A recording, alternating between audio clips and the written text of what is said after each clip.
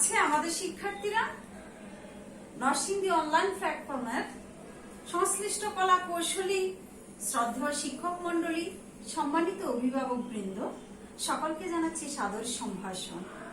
আমি সর্বরিদে প্রভাষক, উদ্ভিদ বিজ্ঞান বিভাগ, রাউজান সরকারি কলেজ, রাউজান, চট্টগ্রাম, নরসিংদী অনলাইন প্ল্যাটফর্মের পক্ষ থেকে আজকে আবারও উপস্থিত হলাম একাদশ দ্বাদশ শ্রেণীর জীববিজ্ঞান দ্বিতীয় পত্রের সপ্তম অধ্যায় মানব শারীরতত্ত্ব, চলন ও অঙ্গচালনার একটি সহজ এবং গুরুত্বপূর্ণ টপিকস নিয়ে। প্রিয় শিক্ষার্থীরা, তোমরা যেখানে আছো দ্রুত বই খাতা হাতে নিয়ে বসে যাও, আমরা আমাদের ক্লাসে চলে যাই। শিক্ষার্থীরা দেখো তো কি দেখা যাচ্ছে? একটি অস্থি। এই অস্থি নিয়ে আমরা গত 2 ক্লাস কমপ্লিট করেছি। অস্থিটি স্বাভাবিক না অস্বাভাবিক? নিশ্চয়ই বলবে এটি স্বাভাবিক একটি অস্থি। ঠিক, একদম এটি স্বাভাবিক একটি অস্থি। এই অস্থি কোথায় থাকে? আমাদের শরীরের অভ্যন্তরে থাকে। সেখানে আমাদের যে কঙ্কাল আছে, কঙ্কালের একটি অংশ হলো অস্থি। আঘাতজনিত কারণ, দুর্ঘটনাজনিত কারণ, অতিরিক্ত চাপ কিংবা রোগ ব্যাধিজনিত কারণে এই স্বাভাবিক হাড় মাঝে মাঝে তার কার্যক্ষমতা হারিয়ে ফেলে। তখন তার অবস্থা কি হয়? অস্বাভাবিকতা শো করে। একটু করে দেখো তো, এই স্বাভাবিক হাড় কোন কারণে অস্বাভাবিক হয়ে গেল, তখন তাকে বলা হয় অস্থিভঙ্গ বা অস্থির অস্বাভাবিকতা। সেখানে অন্তঃকঙ্কাল সৃষ্টির জন্য সে প্রধান একক। আর এটি তৈরি হয় কি দিয়ে? ক্যালসিয়াম কার্বনেট দিয়ে। আমরা অস্থিভঙ্গ কত প্রকার হতে পারে, অন্যান্য সমস্যাগুলো কি কি হতে পারে, এই বিষয়ে আজকে লেখাপড়া করব এবং তার লক্ষণগুলো যদি ভেঙে যায় কিংবা অন্যান্য অস্বাভাবিকতা শো করে, তাহলে সেখানে প্রাথমিক চিকিৎসাটা কি দিতে হবে সে বিষয়ে আজকে লেখাপড়া করব। তোমরা একটি বিষয় জেনে রাখবে, যখন অস্থি ভেঙে যায়, স্বাভাবিক বাংলায় আমরা তাকে বলি হাড় ভেঙে গেছে, হাড্ডি ভেঙে গেছে, অস্থি ভঙ্গ হয়েছে। কিন্তু মেডিকেল টার্মে তার একটি নাম আছে, সেটা তোমাদের মনে রাখা দরকার। কি? FRX বা FX। এই নামে মেডিকেল সায়েন্সে অস্থিভঙ্গকে চিহ্নিত করা হয়।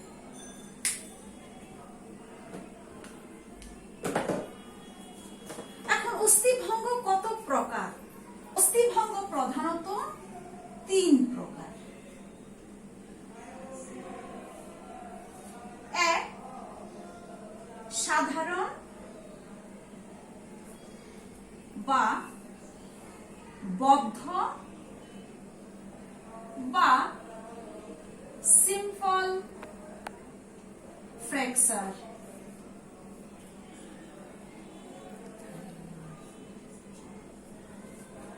2, যৌগিক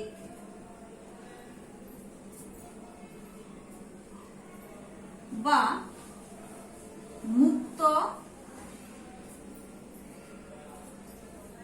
বা কম্পাউন্ড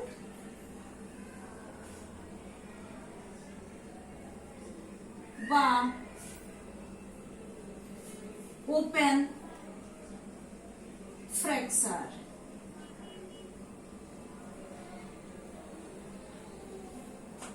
3, জটিল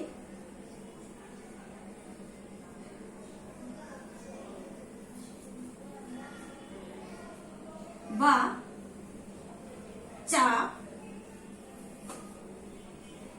কিংবা কমপ্লেক্স ফ্র্যাকচার।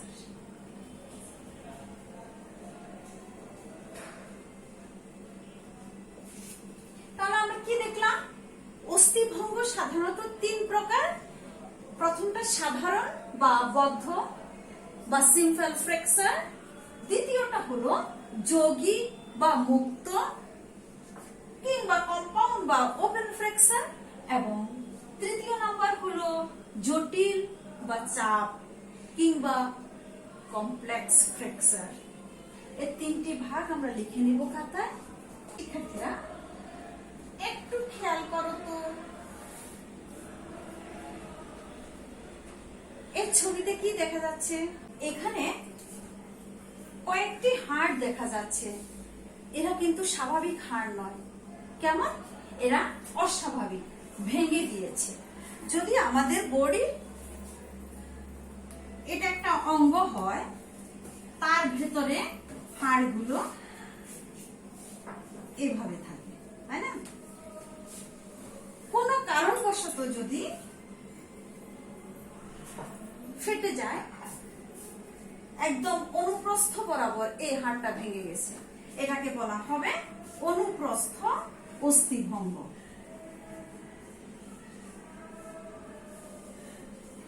যদি এই সুস্থ হাড়টা একটু তির্যক ভাবে ভেঙে যায়, তখন তাকে বলবো তির্যক অস্থিভঙ্গ।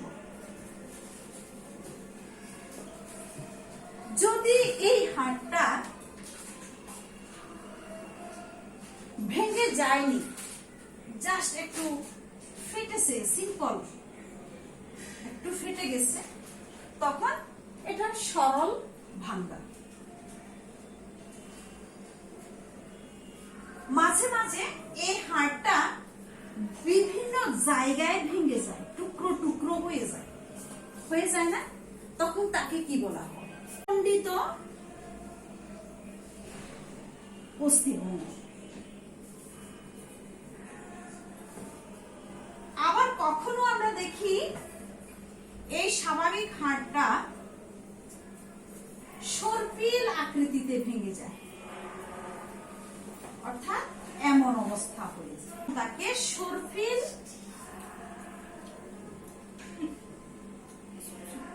অস্থিভঙ্গ বলে।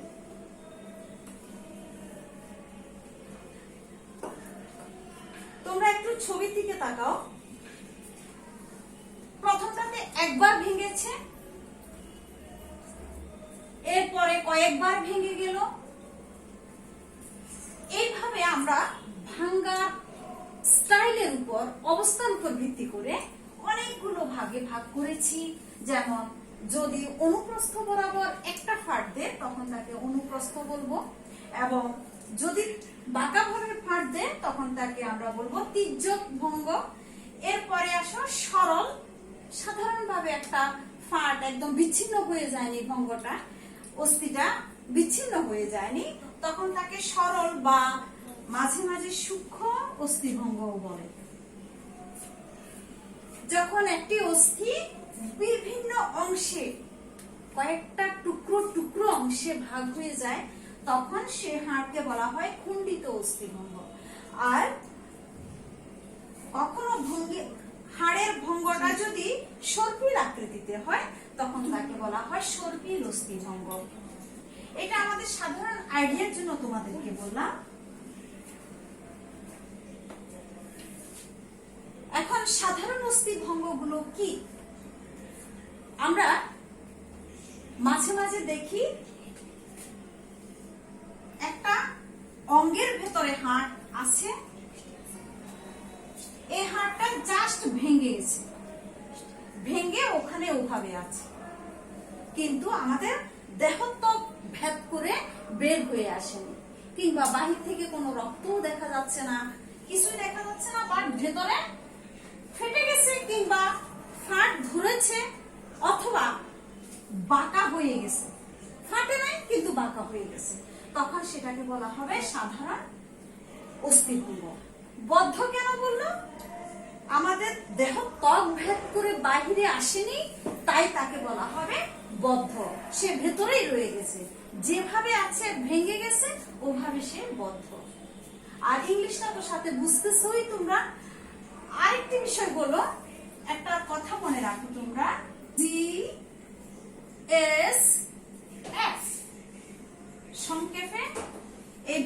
মনে রাখো, এটাকে বলা হয় গ্রিন স্টিক ফ্র্যাকচার। কি বলে? Green stick fracture. আবার বলো, গ্রিন স্টিক ফ্র্যাকচার। এই গ্রিন স্টিক ফ্র্যাকচার মানে কি? জিএসএফ সেটাই, যখন যে কোনো কারণে হাড়টা ভেঙে যায়নি ভেতরে, শুধু বাঁকা হয়ে গেছে, তখন তাকে বলা হবে জিএসএফ। তাহলে এটা অ্যাব্রিভিয়েশন আসতে পারে, পূর্ণ রূপ লিখো, কিংবা জ্ঞানমূলক প্রশ্নও থাকতে পারে। জিএসএফ এটা কোন ধরনের অস্থিভঙ্গ? এটা সাধারণ বা বদ্ধ অস্থিভঙ্গ। এই ক্ষেত্রে যদি হাড় সাধারণ অস্থিভঙ্গের পর্যায়ে পড়ে, টেনশনের তেমন কোনো কারণ নেই। কিছু প্রাথমিক চিকিৎসা আছে, সেগুলো নিতে হবে, যা আমরা একটু পরেই বলবো। তার আগে রোগীকে কোনো ধরনের নাড়াচাড়া না করে স্বাভাবিক রাখতে হবে, টেনশন করতে হবে না। আর এখানে কোনো জীবাণু আক্রমণের ভয় নেই। রোগ হয়েছে, প্রবলেম হয়েছে, এটা সমাধানও আছে। তাই অপেক্ষা করে এটা সুস্থতা চিন্তা করতে হবে। যা সাধারণ বা বদ্ধ অস্থিভঙ্গ গেল। এবার দ্বিতীয়টা ছিল যৌগিক বা মুক্ত বা ওপেন। শিক্ষার্থীরা, আমি অনেক বড় বড় করে ডিম ডিম করে লেখাগুলো দেখাচ্ছি তোমাদেরকে। কেন? অনেক সময় দেখা যায় না, বোর্ডে লেখা স্পষ্ট না হলে হয়তো সুন্দর লাগছে না, কিন্তু স্পষ্ট তো হতে হবে। তাই সাইজের চেয়ে, নর্মাল লেখার চেয়ে আমি অনেক বড় করে করে লিখি তোমাদের জন্য। যা যৌগিক বা মুক্ত বা ওপেন ফ্র্যাকচার। এটা কি হবে? এখানে প্রথমেই দেখতেছ তোমরা যৌগিক। যৌগিক শব্দের অর্থ কি? যেটা সাধারণ বা সরল নয়, সেটাই যৌগিক। কেমন হবে বিষয়টা? একটা অঙ্গ, তার ভেতরে একটা হাড়, সেই হাড়টা ফেটে গিয়ে ফাটছে তো ফাটছে, আবার একদম দেহত্বক ভেদ করে বের হয়ে চলে আসছে। কি ডেঞ্জারাস! যে কোনো কারণে, সেটা দুর্ঘটনা হোক কিংবা অতিরিক্ত চাপ হোক, যে কোনো কারণে যদি ভেতরের হাড় ভেঙে অলরেডি কিছু অংশ দেহত্বকের বাইরে চলে আসে, একদম রক্ত দেখা যাচ্ছে, একদম ভয়ঙ্কর রূপ ধারণ করছে, তখন সেটা হলো যৌগিক ফ্র্যাকচার। আর মুক্ত কেন বললো? হাড়টা দেহত্বকের বাহিরে চলে আসছে, তাই তাকে বলা হবে মুক্ত ভঙ্গ। তোমরা দেখতে পাচ্ছ, দেহের ভেতরের একটা অংশ যখন বাহিরে ওপেন হয়, তখন সেখানে কি হতে পারে? আমাদের বাতাসে ঘুরে বেড়ানো অনেক জীবাণু অ্যাটাক করতে পারে। তো জীবাণু অ্যাটাক করলে সেখানে ইনফেকশন হতে পারে। ইনফেকশন হলে কি হবে সেটা আর বলার অপেক্ষা রাখে না। তাই এই ধরনের প্রবলেম যখন দেখা দেবে, দ্রুত ডাক্তারের শরণাপন্ন হতে হবে। কারণ এই হাড়গুলো টুকরো টুকরো হয়ে ভেঙে অলরেডি কিছু অংশ বাহিরে চলে আসছে, এটা হেলাফেলা করে ফেলে রাখতে চলবে না। তাই ডাক্তারের শরণাপন্ন হলে ডাক্তার সাহেব এক্স-রের মাধ্যমে আসল বিষয়টা দেখে দ্রুত চিকিৎসার ব্যবস্থা করবেন। বিশেষত এখানে অপারেশন করতেই হয়। অপারেশনের মাধ্যমে বিশেষ ব্যবস্থা নিয়ে ব্যান্ডেজ করে দেন ডাক্তারগণ। এগুলো যৌগিক বা মুক্ত বা ওপেন ফ্র্যাকচার। 3 নাম্বার জটিল বা চাপ কিংবা কম্প্রেশন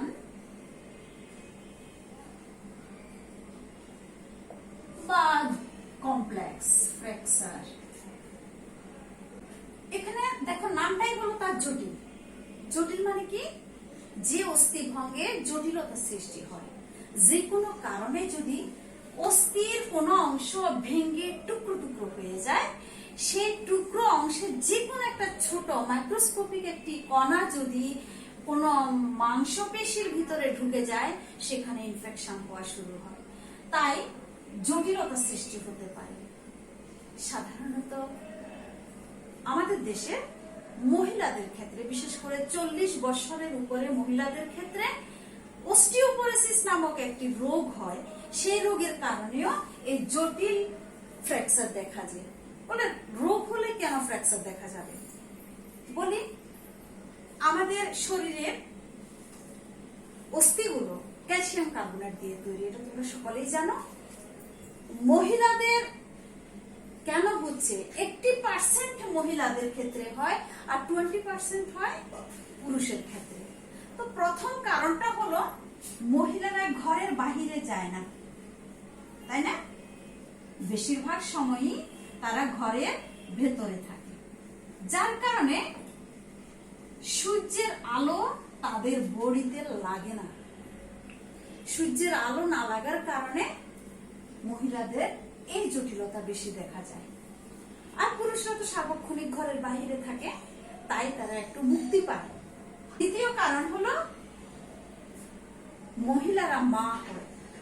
সন্তান প্রসবের সময় এবং সন্তান ধারণের সময় প্রচুর পরিমাণে খনিজ আয়ন, বিশেষ করে ক্যালসিয়াম লস হয়। এই ক্যালসিয়াম গুলো লস হওয়ার কারণে অস্থিগুলো ভঙ্গুর হয়ে যায়।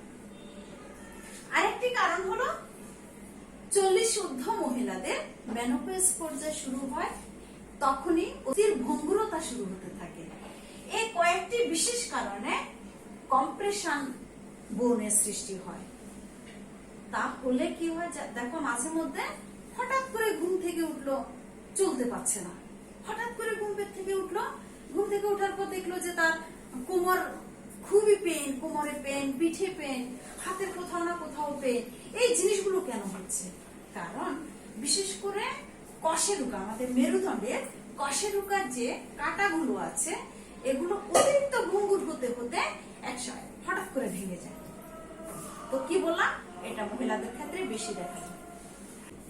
শিক্ষার্থীরা, এতক্ষণ আমরা দেখলাম হাড়ের বিভিন্ন ভাঙ্গা স্টাইলগুলো। দেখা যাচ্ছে একটি হাড় থাকার কথা সোজা সোজা না থেকে একটু এদিক সেদিক নড়ে গিয়েছে। তার মানে কি? যখন আমাদের এই কনুইয়ের জয়েন্ট স্পেস, এখানে যে জয়েন্টে যে হাড়গুলো আছে, কিংবা কবজিতে, কিংবা আঙ্গুলে, কাঁধে, ঘাড়ে, হাঁটুতে, কোমরে, হাড় যেখানে যেখানে জয়েন্ট আছে, সেই জয়েন্টের হাড়গুলো ভাঙে না। তাদের স্বাভাবিক অবস্থান যেখানে থাকার কথা, সেখানে না থেকে দূরে সরে যায়। কি কারণে? সেগুলো দুর্ঘটনাজনিত কারণেও হতে পারে, কিংবা আমরা খেলাধুলার সময় অনেক ক্ষেত্রে হাতের সাথে হাত লাগছে, পিঠের সাথে পিঠ লাগছে, হাঁটুর সাথে মুখোমুখি ধাক্কা লাগছে। এই যে মুখোমুখি ধাক্কা সহ বিভিন্ন কারণগুলোতে হাড় না ভেঙে তার সন্ধিস্থলের হাড়গুলো এক জায়গা থেকে সরে যায়। এটাকে বলা হয় অস্থিসন্ধির স্থানচ্যুতি বা ডিসলোকেশন অফ বোন জয়েন্ট স্পেস। ডিসলোকেশন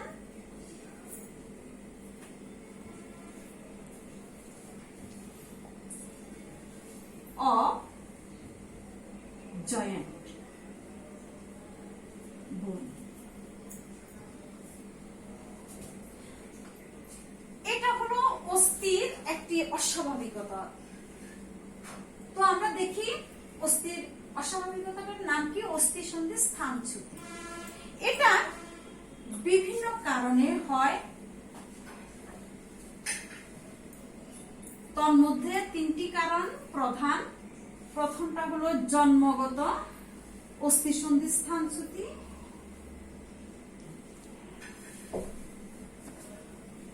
এটা বাই বর্ন হতে পারে, গড গিফটেড অস্থিসন্ধিগুলো স্থানচ্যুত থাকে। দ্বিতীয় নাম্বার, আমরা রিউমেটিক ফিভারের নাম শুনছি না?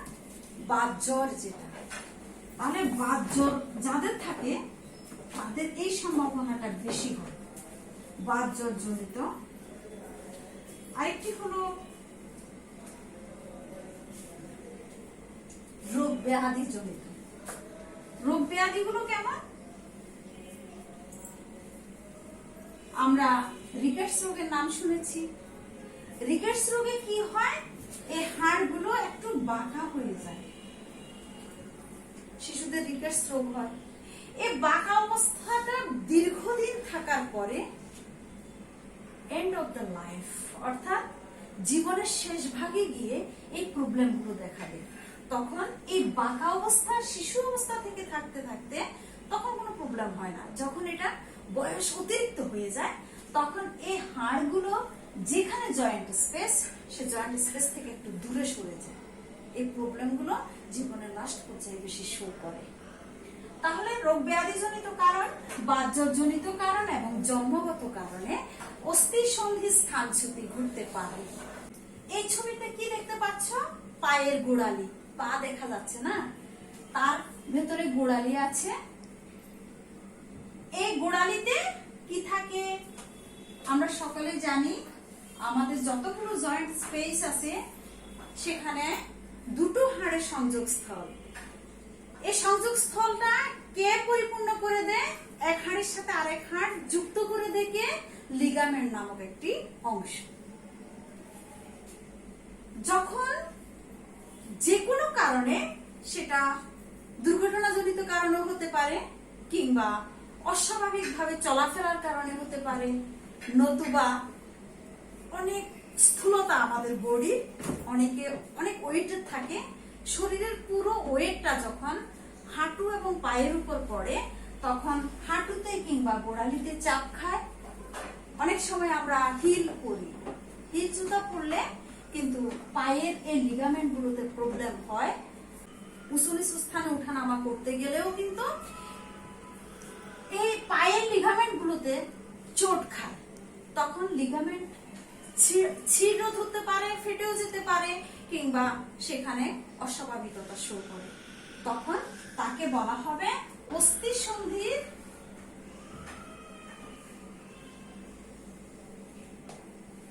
মস্কান। অনেকগুলো কারণ বললাম। এই কারণগুলোর কারণে কিংবা আমরা অনেক সময় স্লিপ কেটেও পড়ে যাই না, পিচ্ছিল জায়গায় পড়ে যায়, অসাবধানতাবশত ওয়াশরুমে যাওয়ার সময় পড়ে যায়। এই দুর্ঘটনাটা বেশি হয়। এটা সাবধানে থাকবে। ওয়াশরুমে ঢোকার সময় পা চিপে চিপে ঢুকতে হবে যাতে পিচ্ছিল কেটে না পড়ে। কিছু লক্ষণ শো করে, ফুলে যায় জায়গাটা, ফুলে গেলে কি হয়? প্রচন্ড ব্যথা হয়, সেখানে ধরাই যায় না এমন অবস্থা। এবং এই জায়গাগুলো স্ফীত হয়ে যায় এবং বিবর্ণ দেখায়। এই বিবর্ণ দেখানোর কারণ কি? সেখানে যে রক্তনালীগুলো আছে সেই রক্তনালীগুলোতে ব্যাঘাত ঘটে, সাথে সেখানে যে স্নায়ু কোষগুলো আছে সেই স্নায়ু কোষের উপরও হ্যাম্পার হয় এবং ফল হিসাবে আমরা কি পাই? অবশ হয়ে যায় জায়গাটা, অবশ হয়ে যায়। তখন ঘরে বসে না থেকে কি করতে হবে? দ্রুত ডাক্তারের শরণাপন্ন হতে হবে। তোমরা যারা জীববিজ্ঞান পড়ো, বায়োলজি স্টুডেন্টরা অর্ধেক ডাক্তার, শিক্ষার্থীরা একটু আগে কি বললাম? তোমরা অর্ধেক ডাক্তার। তো অর্ধেক ডাক্তার হলে যদি চিকিৎসা পদ্ধতি না জানো, ডাক্তার কে বলবে বলো তো? তাই আমাদের পরিচিত কারো পরিবারের কিংবা আশেপাশে কোন লোক নিজের ক্ষেত্রেও অস্থির অস্বাভাবিকতা কিংবা ভেঙে যায়, তখন তোমার চোখের সামনে পড়লো, তুমি কিছু প্রাথমিক পদ্ধতি বা চিকিৎসা পদ্ধতি যদি না জানো, তাদেরকে তো সেবা দিতে পারবে না। তাই একটু করে দেখো অস্থিভঙ্গ এবং অন্যান্য সমস্যার প্রাথমিক চিকিৎসাটা কি কি হতে পারে। প্রথমে আসি, কোথায় ভাঙলো সেটা চিহ্নিত করতে হবে। বলো বাসায় তো আমার এক্সরে মেশিন, আমি কি দিয়ে চিহ্নিত করব? এক্সরে করবে অবশ্যই পরে, যতক্ষণ বাসায় আছে ততক্ষণ দেখবে কোথায় ভাঙছে, একটু ধরলেই তো বুঝতে যাবে কোথায় ভাঙছে। সে তো ব্যথা পাবে। কিংবা অবস্থা দেখে বুঝবে ফুলে গেল, ওখানে বিবর্ণ হয়ে গেছে। এইসব কতগুলো লক্ষণ দেখে তুমি চিহ্নিত করবে ওই জায়গাতেই ভেঙে গেছে। এরপরে কি করবে, ওখানে যদি ব্লিডিং হয়, ব্লাড যায়, তখন তাকে ধৌত করবে। ধৌত করার পর বাসায় বরফ কিংবা ঠান্ডা পানি থাকলে সে ঠান্ডা পানির পট্টি দিতে হবে। ঠান্ডা পানি ঢালতেও পারো, কিংবা একটা পরিষ্কার কাপড়ে ভিজিয়ে ভিজিয়ে বরফ কিংবা বরফ ঢুকিয়ে ওই কাপড়টা দিয়ে চাপ দিলে হবে। এরপর কখনো ভুলেও এই অস্থি ভাঙা রোগীদের নিয়ে টানাটানি করবে না, ওই হাড়টা সোজা করার চেষ্টা করবে না, যেভাবে আছে সেভাবে স্বাভাবিকভাবে তাকে রেখে দেবে।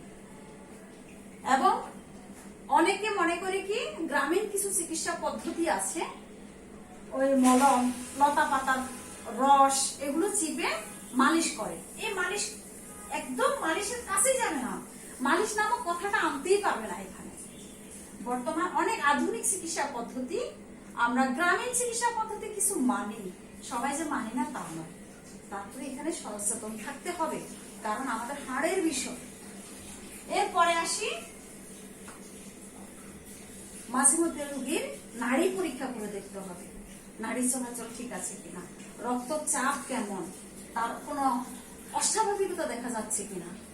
যদি দেখলে রোগী হঠাৎ অজ্ঞান হয়ে গেছে, তখন কি করবে, রোগীর চোখে মুখে একটু পানি দিবে এবং পোশাকটা ঢিলে ঢালা করে দেবে, যাতে অক্সিজেন যুক্ত ফ্রেশ বাতাস ভিতরে ঢুকতে পারে। এক ফিট কোনো পোশাক না থাকে সেদিকে খেয়াল রাখতে হবে। যদি কোনো ব্যথানাশক ওষুধ থাকে, ভরা পেটে রোগীকে কিছু খাইয়ে দিয়ে তারপর ওষুধটা খাইয়ে দেবে। এরপরে সর্বশেষ কাজ যেটা, আর বাসায় রাখা যাবে না, তাকে দ্রুত উপজেলা, জেলা কিংবা বিভাগীয় শহরের হাসপাতালে ট্রান্সফার করতে হবে। কি জন্য? ডাক্তারের পরামর্শের জন্য, ডাক্তারের চিকিৎসা নেওয়ার জন্য। কেমন শিক্ষার্থীরা, এবার তোমাদের জন্য একটি বাড়ির কাজ দিচ্ছি, খুব সংক্ষিপ্ত একটা প্রশ্ন। অস্থিসন্ধি চ্যুতির প্রাথমিক চিকিৎসা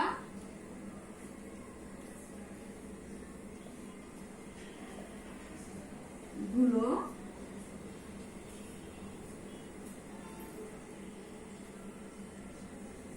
লিখো। দেখো, আমরা কিন্তু ওভারঅল অনেকগুলো প্রাথমিক চিকিৎসা বলেছি, সেগুলো কি অস্থিসন্ধি চ্যুতির ক্ষেত্রেও করতে পারে না, অস্থিসন্ধির মস্কানোর ক্ষেত্রেও একই, কিংবা অস্থি ভাঙ্গার ক্ষেত্রেও একই। যেটাই পরীক্ষা আসবে দিতে পারবে। শিক্ষার্থীরা, আমরা আজকের ক্লাসের সর্বশেষ পর্যায়ে চলে এসেছি।